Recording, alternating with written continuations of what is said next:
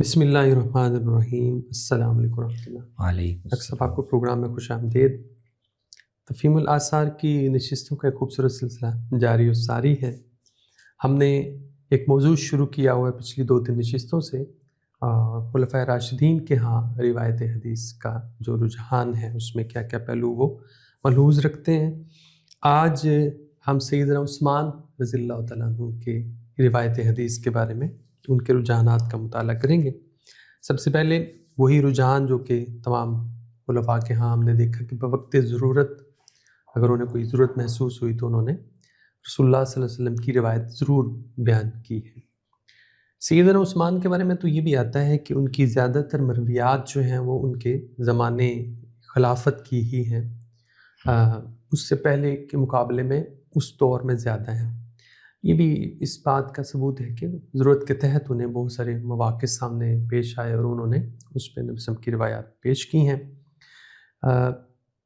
مشہور چند باتیں یا روایتیں میں آپ کے سامنے مثالیں آ جائیں تو بہتر ہے۔ جی اس سیدنا عثمان جب معصور تھے تو اس وقت انہوں نے اپنے گھر کی چھت پہ کھڑے ہو کے بھی کئی روایتیں لوگوں کے سامنے پیش کی۔ مثلاً انہوں نے یہ روایت پیش کی کہ تمہیں یاد ہو کہ یوم حرا کے حوالے سے انہوں نے کہا کہ جبل حرا پہ آپ نے ایک مرتبہ فرمایا تھا کہ اے جبل حرا ٹھہر جا، وہ کچھ لرزش پیدا ہوئی تھی اس پہاڑ پہ، تو آپ نے فرمایا کہ تجھ پر ایک نبی، ایک صدیق اور ایک شہید کے علاوہ کوئی نہیں ہے۔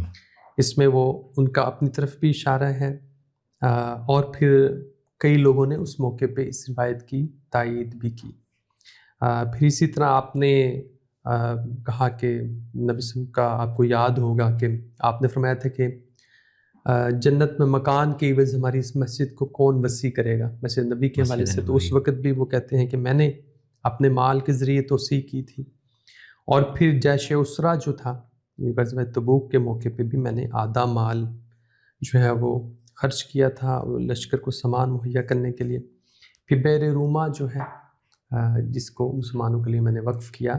تو یہ چند چیزیں جو ہیں وہ اس خاص موقع پہ وہ سمجھتے ہیں، ضرورت پیش آتی ہے، وہ اس موقع پہ بیان کرتے ہیں۔ بلکہ ایک اور روایت بھی ہے جو انہوں نے کہا کہ اللہ کی راہ میں جو نکلتے ہیں اور اس کے خدا کی راہ میں جو وقت گزارتے ہیں اس کی فضیلت وہ کہتے ہیں میں نے ایک روایت بیان نہیں کی تھی لیکن اب میں سمجھ رہا ہوں کہ تمہیں بیان کروں، تو وہ روایت بھی انہوں نے تو یہ یعنی بہت سی روایتیں جن کا تعلق، یہ ساری روایتیں جن کا تعلق ان کے ساتھ جڑے ہوئے کچھ واقعات کے ساتھ، بالکل ٹھیک۔ ظاہر ان کو عام حالات میں وہ نہیں اپنی فضیلت یا اپنے شخصیت کی جو خدمات اس پہلو سے بیان نہیں کر رہے، لیکن فتنہ واقع ہو گیا، لوگ جمع ہو گئے ہیں، ان کو قتل کی دھمکیاں دے رہے ہیں، محصور کر لیے، تو اس سچویشن میں وہ ظاہر ضرورت کے تحت بیان کر رہے ہیں۔ بالکل ٹھیک کہ تم جس آدمی کو قتل کرنے آ رہے ہو یا اس پر الزام لگا رہے ہو کہ اس نے اسلام سے یا حضور کے دین سے منحرف ہو گیا، تو اس کا یہ ماضی ہے۔ بالکل، اور اسی ضمن میں ظاہر نبی صلی اللہ علیہ وسلم کی احادیث کا بھی ذکر کر رہے ہیں۔ بالکل ٹھیک۔ اسی میں انہوں نے ایک جو مشہور روایت ہے، اور وہ ظاہر خاص حضرت عثمان کے بارے میں نہیں ہے، وہ ایک عمومی بات ہے، اس کا بھی انہوں نے حوالہ دیا۔ نبی صلی اللہ علیہ وسلم نے جو فرمایا تھا کہ کسی مسلمان کی جان لینا بالکل ٹھیک جائز نہیں ہے جب تک کہ وہ ان میں سے 3 میں سے کسی ایک گناہ کا مرتکب نہ ہو۔ بالکل ٹھیک، بالکل صحیح۔ یا اس نے کسی کو قتل کیا ہو، یا وہ مسلمانوں سے مرتد ہو کے ان کی جماعت سے الگ ہو گیا ہو، اور یا شادی شدہ ہونے کے بعد اس نے بدکاری کیا ہو۔ ٹھیک ہے، بالکل صحیح۔ وہ اس کا حوالہ دے رہے ہیں کہ مجھے تم کہہ رہے ہو کہ تمہیں قتل کر دیں گے، تو ان 3 جرائم میں سے کون سا جرم میں نے کیا؟ بالکل ٹھیک، بالکل ٹھیک۔ تو وہ کچھ واقعات ایسے بیان کر رہے ہیں جو ایسے ارشادات جو آپ نے خاص ان کے بارے میں کہے تھے، کچھ ایسے بھی ذکر کر رہے ہیں جو عمومی تھے لیکن اس موقع سے مناسبت رکھتے ہیں۔ بالکل ٹھیک۔ یہ تو ان خاص فتنے کے دنوں میں بیان کی گئی روایات ہیں، لیکن اس کے علاوہ ظاہر ہے وہ 12 سال رہے، بالکل صحیح، اور خطبے بھی ارشاد فرماتے رہے، خطبوں میں بھی وہ حدیث کا ذکر کرتے تھے، عام مجالس میں بھی جہاں ضرورت ہوتی تھی، تو ان سے بہت زیادہ نہیں لیکن کافی احادیث اہم موضوعات سے متعلق منقول۔ یہ بڑی مشہور روایت جو خیرکم من تعلم القرآن وعلمہ، یہ بھی حضرت عثمان سے ہے، اسی طرح بے شمار روایتیں. اچھا، جو ابھی ہم نے کہا کہ سیدنا عثمان رضی اللہ تعالیٰ عنہ ضرورت کے وقت روایت بیان کرتے تھے، تو بہت سارے مسائل بھی پیش ہے. جب ان کے بارے میں یہ بھی کہا گیا کہ یہ غزوہ بدر میں شریک نہیں ہوئے، تو وہاں بھی انہوں نے نبی صلی اللہ علیہ وسلم کا فرمان ہی بیان کیا کہ آپ نے ہی مجھے اس کی اجازت دی تھی، آپ کی بیٹی جو ہے صاحبزادی میرے گھر میں تھی اور وہ بیمار تھی. تو یہ موقع مناسبت سے وہ نبی صلی اللہ علیہ وسلم کے فرامین بیان کرتے رہے. یہ وہ ذاتی سیرت کی تاریخ کے جو واقعات وہ بھی بیان کر رہے ہیں، لیکن رسول اللہ صلی اللہ علیہ وسلم کی وہ احادیث جن کا جو کسی دینی پہلو کو واضح کر رہے ہیں، ٹھیک، وہ بھی ان کے ہاں کافی اہم روایات موجود ہیں. بالکل صحیح. دوسرا ان کے ہاں جو احادیث کی تحقیق و توثیق کے حوالے سے، جیسے کہ ہمیں پہلے 2 خلفاء کے ہاں نظر آتا ہے، وہی رجحان سیدنا عثمان کے ہاں بھی نظر آتا ہے، اور اس کے حوالے سے وہ کافی بے شمار پہلوؤں سے حدیث کی توثیق حاصل کرنے کی کوشش کرتے ہیں. ہاں، یعنی اصل میں وہ جو یعنی میسج ہے جو پہلے دونوں خلفاء بھی دے رہے ہیں، دینا چاہ رہے ہیں اپنے طرز عمل سے، کہ حدیث کی نسبت نبی صلی اللہ علیہ وسلم کی طرف کرنا اور اس کو روایت کرنا، یہ کوئی یعنی بچوں کا کھیل نہ بن جائے. بالکل. اس کے بارے میں لوگوں کی حساسیت قائم رہے اور تحقیق توثیق کا اہتمام کیا جائے. بالکل صحیح. بڑے اکابر صحابہ ان کی تائید اور اعتماد حاصل ہونا چاہیے. بالکل ٹھیک. اس پالیسی کو اور اس ماحول کو قائم رکھنے کی حضرت عثمان بھی پوری کوشش کریں. بالکل ٹھیک ہے. اور اس میں اب بہت سارے پہلو ہیں. مثلا سب سے پہلے وہ کیا کرتے ہیں کہ کوئی روایت بیان کرتے ہیں تو دوسرے صحابہ سے اس کی توثیق لے لیتے ہیں. مثلا انہوں نے ایک دفعہ وضو کیا اور اس کے بعد نفل نماز پڑھنے کے بعد نبی صلی اللہ علیہ وسلم کی ایک روایت بیان کی، اور وہاں موجود صحابہ سے پوچھا کہ میں تمہیں خدا کی قسم دے کر پوچھتا ہوں، یہ تم لوگوں نے بھی یہ بات سنی ہے رسول اللہ صلی اللہ علیہ وسلم سے؟ تو صحابہ نے کہا کہ ہاں، ہم نے بھی سنی ہے. تو گویا اپنی کسی بیان کردہ روایت پہ دیگر صحابہ سے بھی توثیق لے لیتے تھے. اب دیکھیں، ظاہر ہے وہ اس وجہ سے نہیں لے رہے کہ ان کی روایت پر کوئی سوال اٹھا رہا ہے یا اس پہ کوئی شک ظاہر کر رہا ہے. بالکل ٹھیک. یا مضمون میں بھی کوئی ایسی بات نہیں. جی ایسی نہیں. بالکل ٹھیک ہے. لیکن وہ اصل میں میسج کیا دینا چاہ رہے ہیں، اہتمام کیا کرنا چاہ رہے ہیں کہ میں خلیفہ بھی اگر حضور کی نسبت سے بیان کر رہا ہوں، بالکل ٹھیک ہے، تو ایسی بات بیان کر رہا ہوں جو ایسا نہیں کہ میں نے اکیلے نے کوئی آپ سے سن لی ہے. یہ نبی صلی اللہ علیہ وسلم کے باقی صحابہ بھی اس سے واقف ہیں. بالکل صحیح. جانتے ہیں. اسی طرح ایک اور پیمانہ بھی انہوں نے مقرر کیا ہے سیدنا عثمان نے، اور وہ انہوں نے ہی شروع کیا ہے. وہ یہ کہ وہ کہتے ہیں کہ کسی کے لیے جائز نہیں کہ وہ کوئی حدیث بیان کرے جو ہم نے یا اس نے عہد ابی بکر اور عمر میں نہیں سنی. اچھا، یہ ایک دلچسپ پیمانہ وہ سیٹ کرتے ہیں اپنے پہلے 2 خلفاء کا، کہ اس دور میں جو احتیاط برتی جا رہی تھی اس میں جو روایتیں بیان ہوئی ہیں، اس کا مطلب ہے وہ اس چھنی سے گزر کے ہوئی ہیں. تو وہ والی روایتیں تو ٹھیک ہیں، لیکن جو اس سے ہٹ کے، تو اس روایت کا جو مفصل طریق ہے اس میں وہ ساتھ یہ بھی کہہ رہے ہیں کہ میں بھی بہت زیادہ حدیثیں اگر نہیں بیان کرتا، جی تو اس کی وجہ یہ نہیں ہے کہ مجھے حدیثیں یاد نہیں ہیں یا میرے باقی اصحاب کو مجھ سے زیادہ یاد ہے، مجھے ان سے کم یاد ہے، اس لیے میں بیان نہیں کرتا. ٹھیک ہے. نہیں، اصل میں حدیثیں مجھے بھی یاد ہیں، مجھے بھی معلوم ہے. بالکل ٹھیک ہے. لیکن احتیاط اور خاص طور پہ نبی صلی اللہ علیہ وسلم نے جو وعید بیان کی ہے وہ اتنی سخت ہے کہ ہم نادانستہ بھی، اور جب تک کسی بات پر ہمیں پورا یقین نہ ہو کہ ہمیں بالکل صحیح یاد ہے اور کوئی غلط بات منسوخ نہیں کریں گے، تو ہم اس کو بیان کرنے سے احتیاط کرتے ہیں. بالکل ٹھیک. تو اصل میں گویا وہ ایک ہی بات میں دونوں معیار اور دونوں پہلو واضح کر رہے ہیں. بالکل ٹھیک ہو گیا کہ ہمیں حدیثیں بہت سی یاد بھی ہوں گی، ذہن میں ہوں گی، ہمارے علم میں ہوں گی، لیکن ہم ان میں سے بیان کرنے کے لیے وہ منتخب کرتے ہیں جس کے بارے میں ہمیں ادنا تردد بھی نہ ہو کہ ہم نبی صلی اللہ علیہ وسلم کی طرف کوئی غلط بات منسوب کر دیں گے. اس لیے کہ حوالہ وہ دے رہے ہیں حضور کے اس ارشاد کا، من کذب علیہ متعمدًا. جب ظاہر ہے کہ یہ جان بوجھ کر تو غلط بات منسوب نہیں کر رہے. بالکل ٹھیک. بالکل. لیکن وہ جس روایت کے بارے میں پورا اعتماد نہ ہو، صحیح. کہ مجھے بالکل اسی طرح سے یاد ہے جیسے حضور نے بیان کی، بیان فرمایا تھا.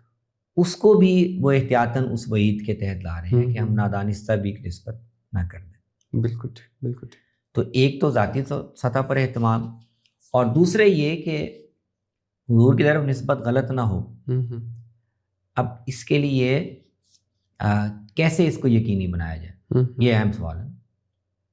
بالکل ٹھیک ہے. تو اب صحابہ جو ہیں وہ انفراداً اپنی اپنی جگہ سارے معتمد لوگ ہیں. بالکل ٹھیک. لیکن ہر ایک سے کوئی غلطی بھی ہو سکتی ہے. ایک بیان کرے گا، باقی صحابہ ہم دیکھتے ہیں، آگے بھی دیکھیں گے کہ وہ بعض دفعہ متردد ہوتے ہیں، تحقیق کی ضرورت محسوس کرتے ہیں.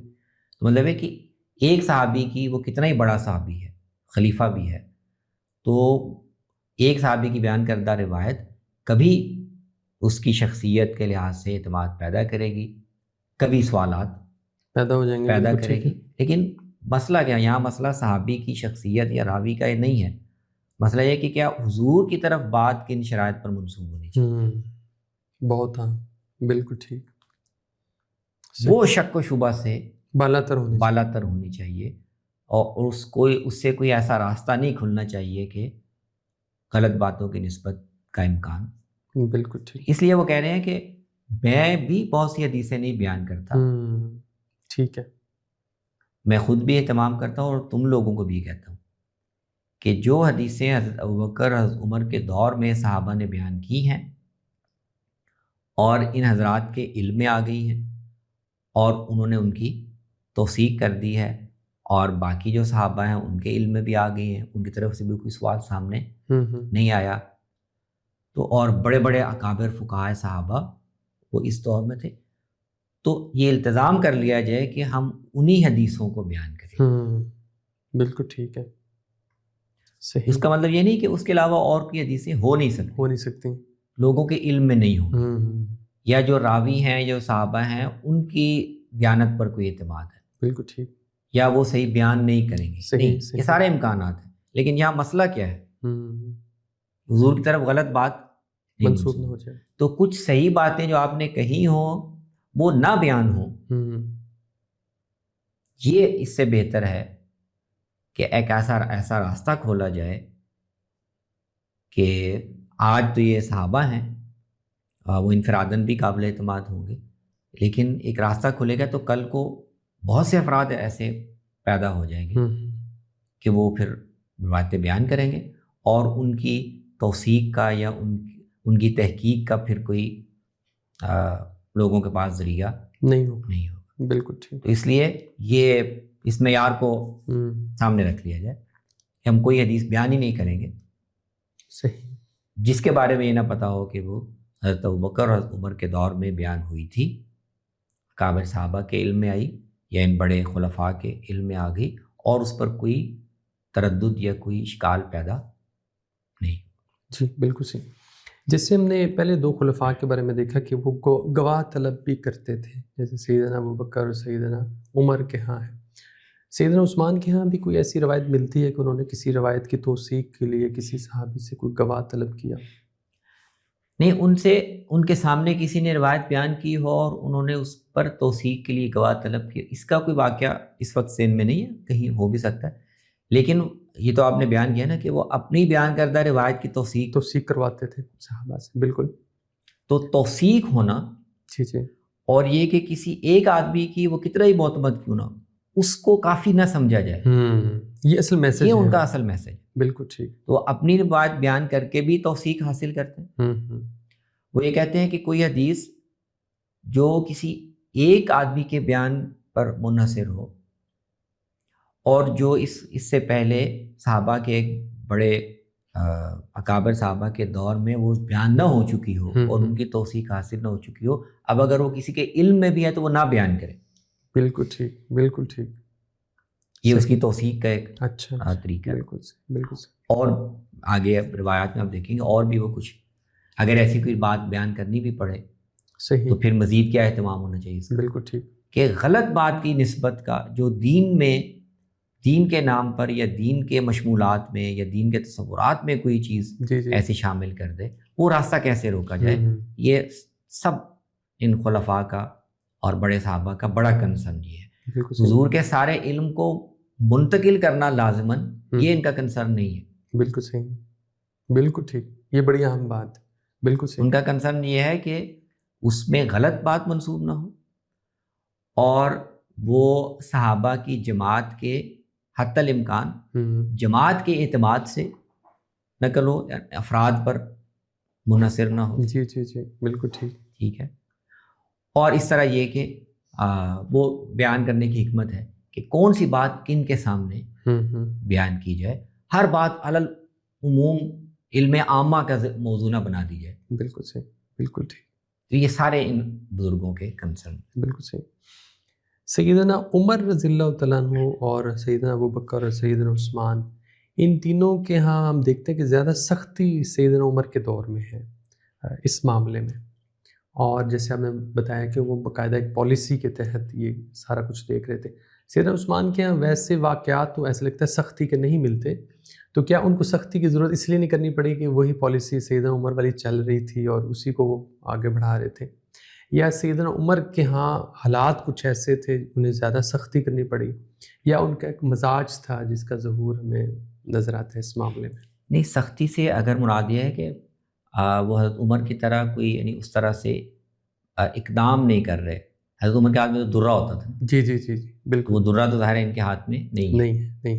اور حضرت عمر بعض خاص حضرات کو, افراد کو پابند کر رہے ہیں یا ان کو مدینے میں روک رہے ہیں. صحیح. تو اس طرح کی یعنی اقدام کی سختی تو آپ کو نہیں دکھائی. سیدنا عثمان کا نہیں. لیکن بیان روایت میں احتیاط اور اس کے پہلوؤں کو نمایاں کرنا وہ تو ان کے یہاں نمایاں. بالکل نمایاں. بالکل. اور یہ بات جو وہ کہہ رہے ہیں کہ کسی کے لیے حلال, یہ وہ خطبے کے ممبر پہ اچھا ایک پالیسی اسٹیٹمنٹ دے رہے ہیں. بالکل. یہ ممبر پہ انہوں نے کہا. صحیح صحیح صحیح. کہ اس پہ وہ ایک پالیسی دے رہے ہیں. اور یہ لفظ ہے لا یحل لاحد. بالکل ایسے, بالکل ٹھیک. اسی پالیسی کو آگے بڑھا رہے ہیں. اسی طرح جو چیز ہمیں سیدنا عمر اور سیدنا ابوبکر رضی اللہ تعالیٰ عنہ کے ہاں دکھائی دیتی ہے کہ روایت حدیث میں حکمت کے پہلو کو نظر انداز نہیں کرنا, وہ پیش نظر رہنا چاہیے. سیدنا عثمان کے ہاں بھی وہ پوری شان کے ساتھ ہمیں نظر آتا ہے. وہ ایک مرتبہ ممبر پہ تشریف فرمائے اور وہ فرما رہے ہیں کہ میں نے ابھی تک ایک روایت تم سے بیان نہیں کی تھی جو میں نے نبی صلی اللہ علیہ وسلم سے سنی ہوئی تھی, اور یہ کہ ڈر یہ تھا کہ تم یہاں سے چلے جاؤ گے اس یہاں کے غالباً علاقے کو چھوڑ کے, یا تو اور اب میں جو ہے وہ تمہیں روایت بیان کرتا ہوں کہ میں نے نبی صلی اللہ علیہ وسلم سے یہ سنا ہے کہ اللہ کی راہ میں ایک دن کی پہرہ داری جو ہے وہ ہزاروں دنوں سے بہتر ہے اس کے علاوہ جو آدمی گزارے. تو یہ بھی ایک حکمت کے تحت وہ بڑا عرصہ انہوں نے روایت بیان نہیں کی. اس کو ذرا واضح فرمائیے گا. وہ مقصد مراد یہ ہے کہ جہاد پر جانا, محاذ پہ وقت خرچ کرنا, اس کی فضیلت میں تو بہت ساری روایتیں. بالکل صحیح. لیکن سیدنا عثمان کو یہ بھی مقصود ہے, نبی صلی اللہ علیہ وسلم کو بھی مقصود تھا کہ مدینہ بالکل غیر آباد نہ ہو جائے. اچھا ہاں بالکل ٹھیک, بالکل ٹھیک. صحیح. اور سارے اہم لوگ, بڑے لوگ, نمایاں لوگ وہ مدینہ چھوڑ کے ادھر ادھر. تو یہ نبی صلی اللہ علیہ وسلم کا بھی کنسرن تھا. بالکل صحیح. میرے بعد شہر فتح ہوں گے, علاقے فتح ہوں گے, اور وہاں پر وسائل کی بھی فراوانی ہوگی اور ضرورت بھی ہوگی کہ اہل علم وہاں جائیں. صحیح. لیکن اور لوگ جاتے چلے جائیں گے اور پیچھے مدینہ جو ہے وہ خالی رہ جائے گا. تو آپ نے بھی یہ کہا کہ اسی پہلو سے کہ مدینے میں رہنے کا جو اجر ہے وہ فضیلت ہے, وہ آپ نے اسی پہلو سے بیان. تو عثمان بھی یہی کہہ رہے ہیں. اچھا بالکل صحیح. میں حدیث میرے علم میں ہے, لیکن میں اگر وہ تمہارے سامنے بیان کروں اور خاص طور پہ کثرت سے بیان کروں تو تم سب لوگ مجھے چھوڑ کر چلو گے, مطلب ہے کہ مدینے کو خالی کر کے چلے جاؤ. مجھے مرکز تو یہاں ہے, یہاں بھی مجھے لوگوں کی ضرورت ہے. میں نے اس لیے تو میں نہیں بیان کی. بالکل ٹھیک. لیکن میں وہ چاہتا ہوں کہ وہ تمہارے سامنے بیان کر دوں. تو وہ بات وہی ہے کہ حدیث آپ کے علم میں ہے, اور وہ آپ نے کن کے سامنے اور کب بیان کرنی ہے وہ قرین مصلحت ہے یا نہیں, یہ راوی کی ثواب بھی. بالکل صحیح. اور وہ اپنے علم کے لحاظ سے یہ طے کرے گا. اور بعض دفعہ اگر وہ خود نہیں سمجھتا, حضرت عمر نے تو جیسے بعض صحابہ کو روک دیا. آپ یہاں ہماری نگرانی میں رہیں, کون سی روایت آپ نے بیان کرنی ہے کون سی نہیں کرنی وہ جماعت صحابہ کے علم میں ہو. بالکل ٹھیک. باہر آپ چلے جائیں گے, بیان کرتے رہیں گے, لوگ ان سے کچھ کا کچھ بات بنا لیں گے اور پھر بعد میں ہمیں پتہ چلے گا کہ یہ مسائل پیدا ہو گئے. بالکل ٹھیک.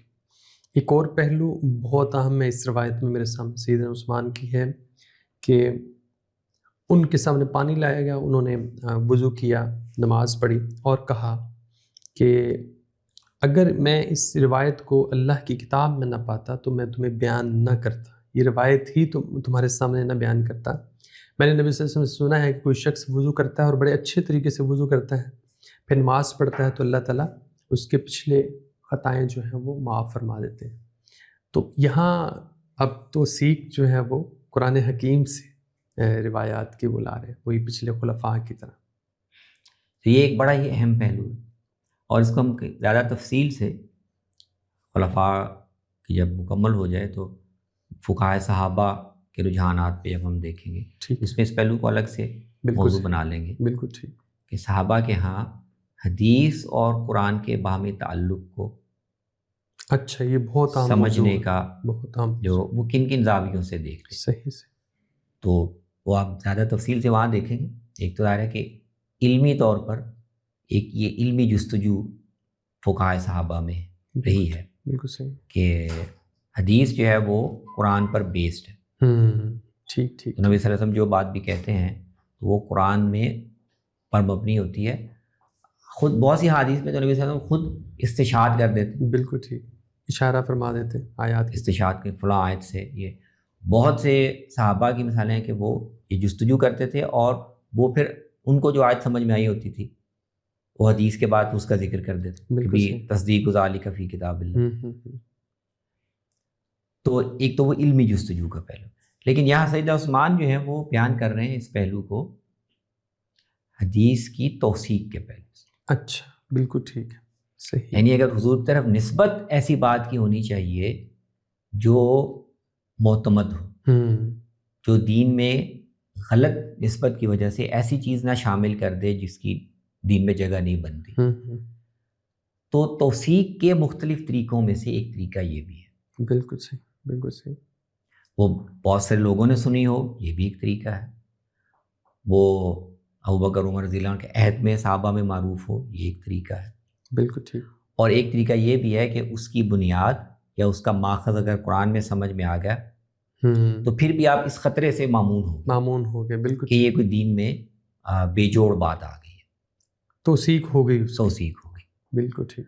تو اگر صاحب یوں یہ کہہ رہے ہیں کہ میں اگر یہ کتاب اللہ میں اس کی تائید نہ ہوتی تو میں نہ بیان کرتا. یہ بڑی اہم بات ہے. بالکل صحیح. ظاہر ہے وہ اس پہلو سے نہیں کہہ رہے کہ جب تک کسی کی سمجھ میں نہ آئے. اب وہ بات انہوں نے کسی اور سے نہیں سنی ہے, وہ خود حضور سے خود سے. بالکل سے براہ راست.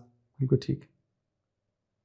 تو دیکھیں یہ ان کا مقصد نہیں ہے کہ حضور کی بات پر بھی نعوذ باللہ مجھے شک ہے جی یہ تو وہ ٹھیک ہے کہ نہیں, جب تک کہ میں نے قرآن سے اس پہلو سے نہیں وہ کہہ رہے. بالکل صحیح. وہ اصل میں اس کو آگے لوگوں کے سامنے بیان کرنے سے پہلو سے کہہ رہے.